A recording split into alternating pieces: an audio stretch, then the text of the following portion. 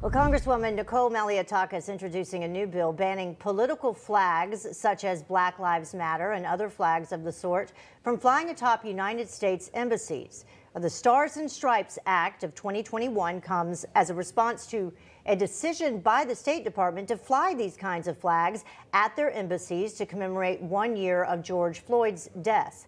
Well, the Congresswoman saying in a statement, it is inappropriate for President Biden and Secretary Blinken to authorize and encourage the display of inherently political flags that are in no way affiliated with the U.S. government over American embassies overseas. Joining us now to discuss is New York Congresswoman Nicole Malliotakis herself. Thank you so much for joining us, Congresswoman. Great to have you with us. Great to be with you. Thank you. So what has been the response? Well, I was at the Memorial Day parades in my district this weekend, and so many veterans and citizens thanked me for introducing this bill because they see it as something extremely offensive, and particularly that the President and the Secretary of State decided to introduce this measure the week of Memorial Day, when we are honoring those who gave their life for this flag, for our country, for our freedoms. And this is an organization, Black Lives Matter, that is a Marxist organization. If you go to their agenda, this is not my interpretation, you go to their agenda and see their list of demands, you will see straight out there that they want to ban President Trump from ever returning to political office. They want to expel Republican members that disagree with them from Congress. They want to take away the First Amendment from politicians they disagree with. They also want to defund our police entirely. They refer to the U.S. military as a racist organization. And so it is extremely offensive and certainly not representative of American values to be flying this political organization's flag above our embassies alongside the American flag. And that is why I introduced this bill. It's a shame that we even need a bill. It's a shame that it's even come to this, and I never thought it would, where we have to put in legislation to ban a political organization flag from flying on foreign lands on our buildings. Yeah, it seems like common sense. Maybe you could pass a common sense law. It just doesn't make any sense right there. I did want to get your response to something you recently tweeted regarding New York City's crime statistics.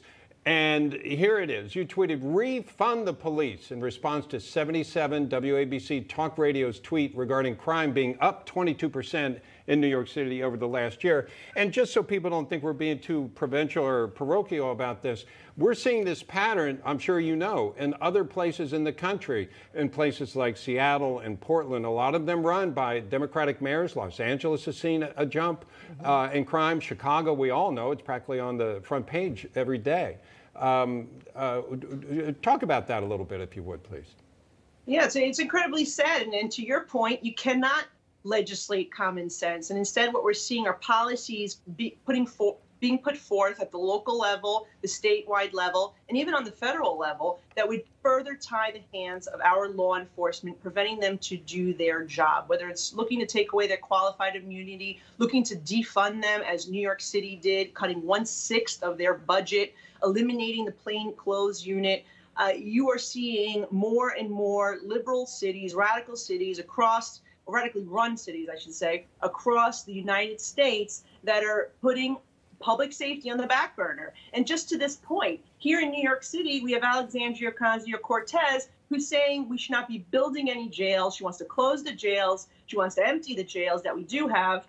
She wants to defund the police. If it were up to her, New York City would be the set of the movie The Purge. I mean, this is the kind of idiocy that, I'm fighting here in New York City, but we're seeing those very policies being proposed now on the federal level, which have led to New York City crime rising. And that is why I stand on the floor of Congress and I say, don't do what New York City did. Do not implement these policies, because what's happening there, which is driving people out of our state to states like Florida and increasing the crime rate, can happen all across the country. Congresswoman Malliotakis, you just mentioned AOC. Kind of give us like a behind the scenes. What happens on Capitol Hill? Do you ever have an opportunity to not confront her, but try to have a conversation with her so perhaps she can understand some of the issues as you understand them and how you think that they should be solved? You know, we haven't had an exchange just yet, except on Twitter. But what I will say is that as someone who's a daughter of a Cuban refugee, I find what she is proposing extremely offensive.